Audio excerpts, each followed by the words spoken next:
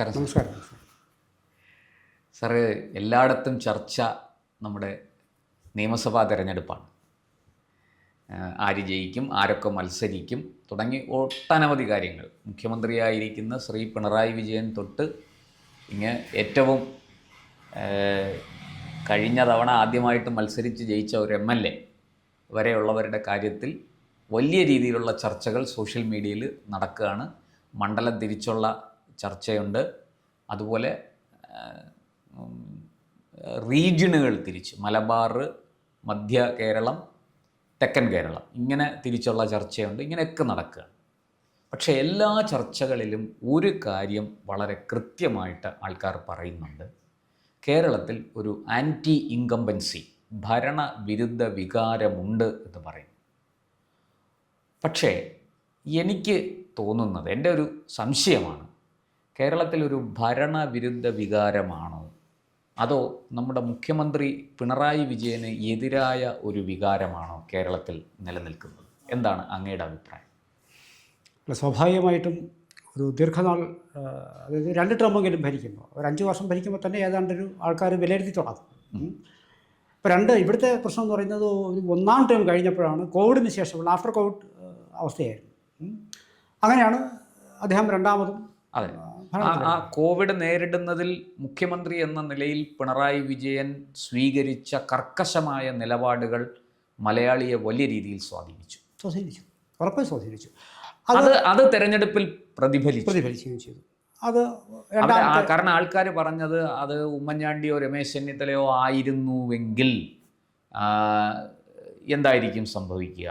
പിണറായി ആയതുകൊണ്ടാണ് ഇതിനെ നമുക്ക് അതിജീവിക്കാൻ സാധിച്ചത്. ഇങ്ങനൊരു വികാരമാണ് പൊതുവെ മലയാളികൾക്കിടയിൽ. അങ്ങനെ ഒരു വികാരം ഉണ്ടാക്കിയെടുക്കുന്നതിൽ അദ്ദേഹം വിജയിക്കുകയും ചെയ്തു എന്നുള്ളതാണ്. പിന്നീട് അതിനുശേഷം എല്ലാം പോയി. അതിനുശേഷം എന്ന് പറയുന്നത് സ്വാഭാവികമായും ഒരു തുടർഭരണം ഉണ്ടാകുമ്പോൾ സംഭവിക്കാവുന്ന ആലസ്യം, പിന്നെ എനിക്ക് വീഴ്ചകൾ അദ്ദേഹത്തിന് പറ്റിയിട്ടുണ്ടെന്ന് എനിക്ക് ഒരുപക്ഷെ അദ്ദേഹത്തിന് ചിലപ്പോൾ നോക്കി കാണാൻ കഴിയില്ല. കാരണം ഈ തിരക്ക് പിടിച്ച ജീവിതത്തിനിടയിൽ പക്ഷെ മികച്ച ഒരു, നമുക്കറിയാലോ, മികച്ച സംഘടനാ പാഠവും കേരളത്തിൽ ഇന്ന് ഉള്ള ആൾക്കാരിൽ അഗ്രഗണ്യനാണ് അദ്ദേഹം. പക്ഷേ സാർ, അങ്ങനെയൊക്കെ പറയുമ്പോഴും ഈ പിണറായി വിജയൻ എന്ന മുഖ്യമന്ത്രിയുടെ ഇമേജ് തകർന്നത് കൃത്യമായിട്ട് പറഞ്ഞാൽ എന്നു മുതലാണ്? അല്ല, അതിലേക്ക് ഞാൻ വന്നുകൊണ്ടിരുന്ന അതാണ്. കാരണം ചില അതിനുശേഷം അദ്ദേഹം വരുന്നു, 2ാം ടേം വരുന്നു. 2ാം ടേം വരുമ്പോൾ തന്നെ അദ്ദേഹത്തിന് ആദ്യം പാളിയത് റിയാസിൽ കേന്ദ്രീകരിച്ചിട്ടുള്ള, ആദ്യം കഴിഞ്ഞ വർഷം ഓർമ്മയുണ്ടല്ലോ, കുറച്ചധികം സീനിയേഴ്സിനെ മാറ്റി നിർത്തുന്നു.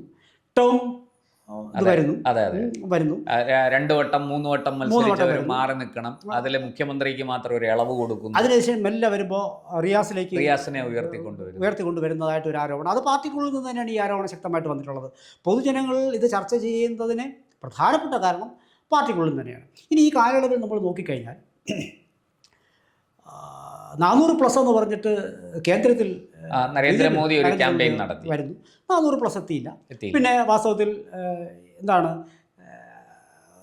ഈ ബീഹാറിൽ നിന്നുള്ള ആൾക്കാരും അല്ലെങ്കിൽ ചന്ദ്രബാബു അങ്ങനെയുള്ള സഖ്യങ്ങൾ വഴി, 2 സഖ്യകക്ഷികൾ വഴി ഒരു ഭരണത്തിലേക്ക് വരുന്നു.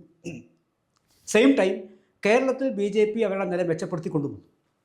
അതെ, ഈ ഉത്തരേന്ത്യയിലൊക്കെ BJPക്ക് ചില തിരിച്ചടി UPയിലും മഹാരാഷ്ട്രയിലും കിട്ടിയെങ്കിലും കേരളത്തിൽ BJP 20% വോട്ടെത്തിക്കുകയും ഒരാളെ വിജയിപ്പിക്കുകയും, പിന്നെ തൃശ്ശൂരിൽ നിന്ന് സുരേഷ് ഗോപിയെ വിജയിപ്പിക്കുകയും തിരുവനന്തപുരത്ത് രാജീവ് ചന്ദ്രശേഖർ വിജയത്തിനോട് അടുത്തെത്തുകയും ചെയ്തു. ഇത് സൈമൾട്ടേനിയസ് കൂട്ടത്തിൽ ഇങ്ങനെ നടന്നുകൊണ്ടിരുന്ന ഒരു വിഷയമാണ്. ഇതിനിടയിലാണ് വാസ്തവത്തിൽ ഇതിനകത്ത് പലപ്പോഴും ഈ കേന്ദ്ര ഗവൺമെൻറ്റിൻ്റെ ഒരുപാട് നയങ്ങളെ എതിർക്കേണ്ടുന്ന ഒരു സാഹചര്യം, ഇന്ത്യ മുന്നണിയുമായി ബന്ധപ്പെട്ടിട്ട്, പിന്നെ കേന്ദ്ര സർക്കാരിൻ്റെ ചില നിയമങ്ങളുമായി ബന്ധപ്പെട്ടിട്ട്, ഇപ്പോൾ കാശ്മീർ ഉൾപ്പെടെയുള്ള വിഷയങ്ങൾ നമുക്ക് എടുക്കാം. അപ്പോൾ ഇതിനകത്തിലേക്ക് ശക്തമായ ചില നിലപാടുകൾ ഇടതുപക്ഷത്തിൻ്റെ ഒരു ആങ്കർ റോള് കളിക്കുന്ന ആളെന്നുള്ള നിലയിൽ പിണറായി വിജയൻ എടുത്തിരുന്നു. ഒരുപക്ഷെ അവിടെങ്ങളെല്ലാം ക്രമാനുമായിട്ട് വാസ്തവത്തിൽ അവിടെയൊക്കെ ഒരു ഏകോപനത്തിന് അദ്ദേഹത്തിന് കഴിഞ്ഞില്ല.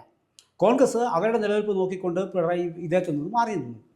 കോൺഗ്രസിന് ലക്ഷ്യപ്പെടാതെ തന്ത്രപരമായിട്ടാണ് ഈ 5 വർഷത്തിനിടയിൽ കോൺഗ്രസ് മാറി നിന്നത്. കാരണം ഒരു ഒത്തുപിടിച്ച് BJPക്കെതിരെ എന്നുള്ള പ്രതീതി അവർക്ക് കേരളത്തിലെ കോൺഗ്രസ് മാറി നിന്നു. അവിടെ വീണ്ടും പിണറായി ഒറ്റപ്പെടുകയാണ് ചെയ്തത്. സ്വാഭാവികമായി കോൺഗ്രസിൻ്റെ നിലപാട് പിണറായിക്കെതിരെ ഒരു വികാരം ഉണ്ടാക്കി വയ്ക്കുന്നതിൽ ഒരു പങ്കുവച്ചു. മാത്രമല്ല ഈ സർക്കാരിൻ്റെ നയങ്ങളുമായി ബന്ധപ്പെട്ടിട്ട് ഇദ്ദേഹം ഒരു ബസ് യാത്രയൊക്കെ നടത്തിയിട്ടുണ്ട്. ചില നവകേരള യാത്ര ഈ ചില PR വർക്കുകൾ അദ്ദേഹത്തെ വളരെ കൃത്യമായി ദോഷകരമായി ബാധിച്ചു. അവിടെ സംഭവിച്ചതെന്ന് വെച്ചാൽ ഈ PR വർക്കിനിടയിൽ അല്ലെങ്കിൽ ഈ യാത്രക്കിടയിൽ ആ ബസ് തന്നെ നമ്മുടെ ഈ ബസ് ഇറ്റ്സെൽഫ് ഒരു തിരിച്ചടിയായി ഒരു തോതിൽ. പിന്നെ ഈ ആ ബസ് ഇപ്പോൾ എവിടെയെന്നുള്ളത് ആൾക്കാർക്ക് അറിഞ്ഞു. അപ്പോൾ ഇത്രയും വലിയ ഇതിൻ്റെ ഏറ്റവും കൂടുതലാണ് ഇപ്പോൾ ഈ ഒരു കട്ടിൽ 1.5 ലക്ഷത്തിന് പണിതു എന്ന് പറഞ്ഞൊരു വാർത്ത വന്നല്ലോ. ഇതൊന്നും പിന്നെ ഇവിടെ കേരളത്തിൽ ചില കലാപരിപാടി ഉൾപ്പെടെയുള്ള കേരളോത്സവം എന്നങ്ങോട്ട് പറഞ്ഞിട്ടൊരു സംഭവം നടത്തിയല്ലോ ഇവിടെ. അപ്പോൾ അതിന് പല കലാകാരന്മാരെ കേരളത്തിൻ്റെ അങ്ങോളം ഇങ്ങോളം വിളിച്ചുകൊണ്ട് വന്ന് ഇവിടെ നടത്തുന്നു. പിന്നെ അവർക്ക് പൈസ കൊടുക്കാതെ സംഭവം വരുന്നു.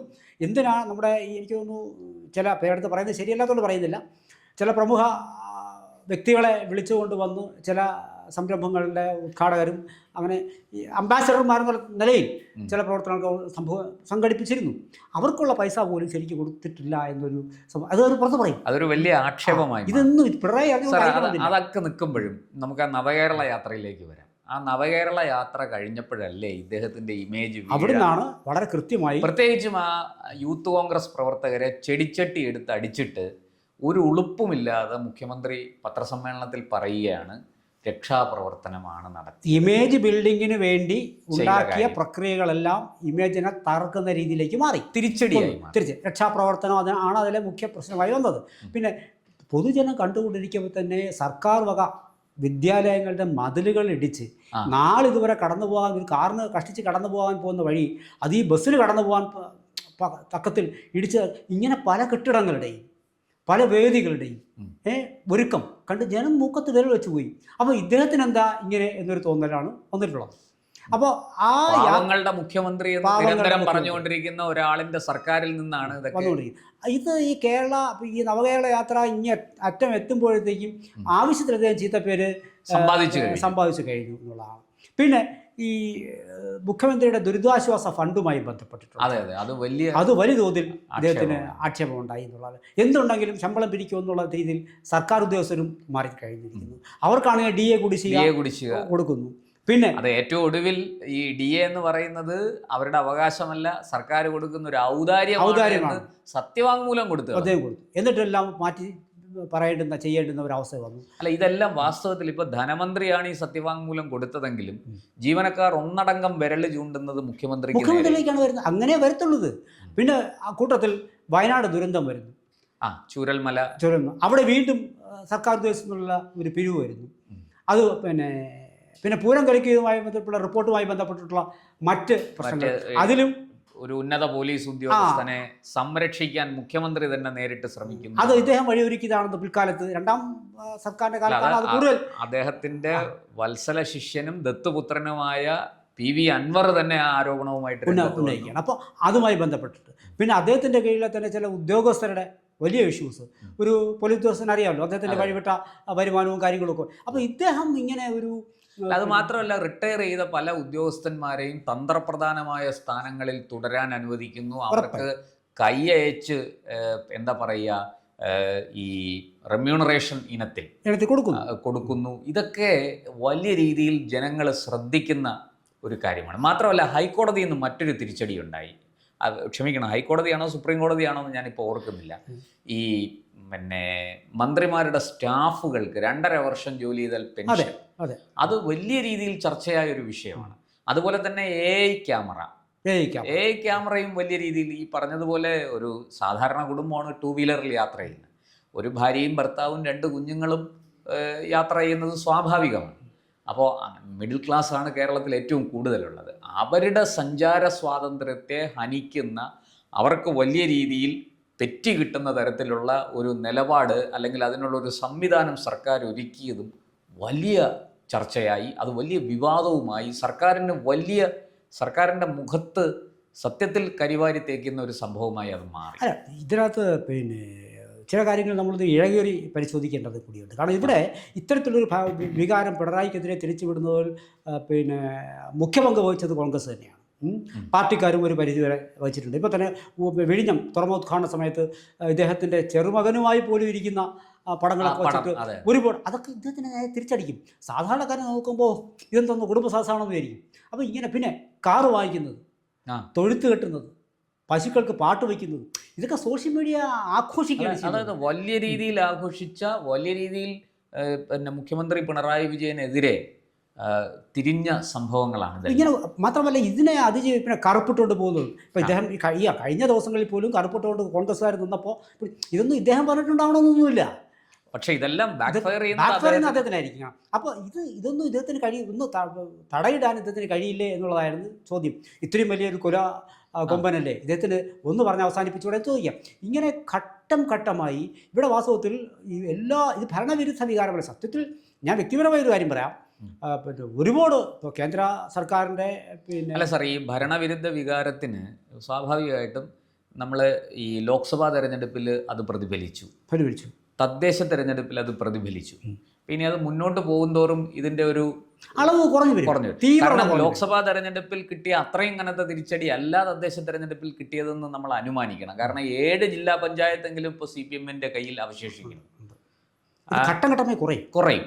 അങ്ങനെയെങ്കിൽ വരാൻ പോകുന്ന നിയമസഭാ തെരഞ്ഞെടുപ്പിൽ ഈ ഭരണവിരുദ്ധ വികാരത്തിന് ശക്തി കുറയണ്ടേ? ഭരണവിരുദ്ധ വികാരത്തിന് ശക്തി കുറയണം എൻ്റെ അഭിപ്രായത്തിൽ. അതുകൊണ്ടാണ് ഞാൻ ചോദിച്ചത്, ഭരണവിരുദ്ധ വികാരമാണോ കേരളത്തിൽ നിലനിൽക്കുന്നത് അതോ ശ്രീ പിണറായി വിരുദ്ധ? പക്ഷെ മറ്റേ വിരുദ്ധ വികാരം പോയിട്ടില്ല. അത് പോയിട്ടില്ല. ഭരണവിരുദ്ധ വികാരമാണെങ്കിൽ അത് ഇങ്ങനെ ഘട്ടം ഘട്ടമായി കുറയും. നിങ്ങൾക്കത് പ്രകടിപ്പിക്കാനുള്ള അവസരം ലഭിച്ചു കഴിയുമ്പോൾ നിങ്ങളൊന്ന് റിലാക്സ്ഡ് ആവും. ഒരു പണി കൊടുത്തല്ലോ. അപ്പോൾ അത് തൊട്ടടുത്ത് അതേ തീവ്രതയിൽ കാണണമെന്ന് നിർബന്ധമില്ല. പക്ഷെ ഇവിടെ അങ്ങനെയല്ല. ഓരോന്നും കഴിയുമ്പോഴും അടുത്തടുത്ത പ്രശ്നം വന്നുകൊണ്ടിരിക്കുക. പിണറായിക്കെതിരാണ് ഈ വരുന്നതൊക്കെ. ഇവിടെ ഈ മിണ്ടാതിരുന്ന പിണറായിയുടെ പാർട്ടിക്കാർ തന്നെയാണ് അണ്ടർഗ്രൗണ്ട് പണി അദ്ദേഹത്തിന് കൊടുത്തുകൊണ്ടിരിക്കുന്നത് സ്വാഭാവികമായിട്ടും. കാരണം അതുകൊണ്ട് ഇത് അങ്ങനെ പോകുന്നതിൻ്റെ ഫലം തന്നെയാണ് ഈ ഇലക്ഷനിൽ ഞാൻ മത്സരിക്കും ഓരോ അഭിപ്രായങ്ങളെക്കുറിച്ചും പാർട്ടി നമ്മൾ പോലും ചർച്ച ചെയ്തു. ശ്രീ മുഖ്യമന്ത്രി പിണറായി വിജയൻ മാറി നിന്നിട്ട് ഇലക്ഷന് ശേഷം അദ്ദേഹം മുഖ്യമന്ത്രിയായി തിരിച്ചു വരും. ഇത് ഇങ്ങനെ ബിറ്റുകൾ ഇട്ട് കൊടുക്കുകയാണ് വാസ്തവത്തിൽ. അപ്പോൾ ചുരുക്കത്തിൽ പറഞ്ഞാൽ പാർട്ടിക്കുള്ളിൽ നിന്ന്, പ്രതിപക്ഷ പാർട്ടികളിൽ നിന്ന് ഒക്കെ തന്നെയും ഇദ്ദേഹത്തിന് വിരുദ്ധമായിട്ടുള്ള ഒരു വികാരം ജനിച്ചു എന്നുള്ളതാണ് സത്യം. അത് ജനിപ്പിക്കുന്നതിന് മറ്റുള്ളവർ ചിലപ്പം ജയിച്ചിട്ടുണ്ടാവും. കൂടുതൽ അവർ രക്ഷപ്പെട്ടു. പക്ഷേ അതിനെ മറികടക്കാനുള്ള തന്ത്രങ്ങൾ മെനയുന്നതിൽ പിണറായി വിജയൻ കഴിഞ്ഞില്ല എന്നുള്ളത്. ഒരുപക്ഷെ ധർമ്മടത്ത് പോലും ഒരുപക്ഷെ വലിയ വെല്ലുവിളി ടഫ് ഫൈറ്റ് ആയിരിക്കും എന്നല്ല നമ്മൾ പറയുന്നത്. അവിടെ പാർട്ടിക്കാരാണ്. പക്ഷേ സാർ, ഈ കഴിഞ്ഞ ലോക്സഭാ തെരഞ്ഞെടുപ്പ് എടുത്ത് നോക്കിയാൽ ധർമ്മടം മണ്ഡലത്തിൽ വെറും 2616 വോട്ടിനാണ് CPM മുന്നിട്ട് നിൽക്കുന്നത്.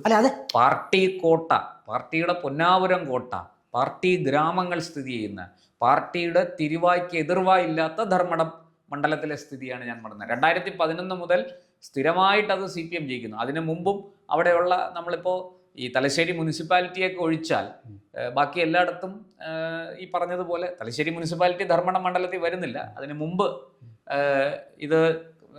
മുമ്പ് നടന്ന തെരഞ്ഞെടുപ്പുകളിലും ഈ പഞ്ചായത്തുകളിലൊക്കെ വലിയ രീതിയിൽ CPM-ന് എപ്പോഴും മേൽക്കൈയുള്ളൊരു സ്ഥലമാണ്. അല്ല, സ്വാഭാവികമായും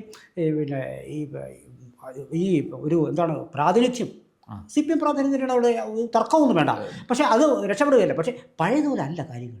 ഇപ്പോൾ പാലക്കാട് തിരഞ്ഞെടുപ്പ് വരുമ്പോൾ CPM അവിടുന്ന് തന്നെ പാർട്ടി ഘടകങ്ങളിൽ നിന്ന് എഴുതി വന്ന ഇത്ര വോട്ടിന് ജയിക്കുമെന്നാണല്ലോ പറഞ്ഞത്. പണ്ടൊക്കെ എന്ന് വെച്ചാൽ പാർട്ടി കൊടുക്കുമ്പോൾ ചെറിയ വ്യത്യാസങ്ങളൊക്കെ ഉണ്ടാവും. പക്ഷേ ഇപ്പം അതെല്ലാം മാറിക്കഴിഞ്ഞിരിക്കുന്നു. ഇപ്പോൾ ധർമ്മടത്ത് പോലും എനിക്കിപ്പോഴും ഓർമ്മയുണ്ട്, നമ്മളൊക്കെ പഠിക്കുന്ന കാലത്തൊക്കെ ഇലക്ഷൻ നടക്കുമ്പോൾ CPM പറയുകയാണ് ഞങ്ങൾക്ക് ഈ മണ്ഡലത്തിൽ ഇത്ര വോട്ട് കിട്ടും എന്ന് പറഞ്ഞാൽ 58,000 ചില്ലുവാനം, ഒരു 60,000-നടുത്ത് വോട്ട് കിട്ടുമെന്ന് പറഞ്ഞാൽ അതിൻ്റെ അർത്ഥം ഒരു 58,000-നും 62,000-നും ഇടയ്ക്ക് വോട്ട് കിട്ടുമെന്നാണ്. അപ്പം അത്തരത്തിൽ അവിടെ പാർട്ടി കേഡറുകൾ പോലും ആ സംവിധാനം പോലും കള്ളം പറയാൻ തുടങ്ങിയിരിക്കുന്നുള്ളതാണ്.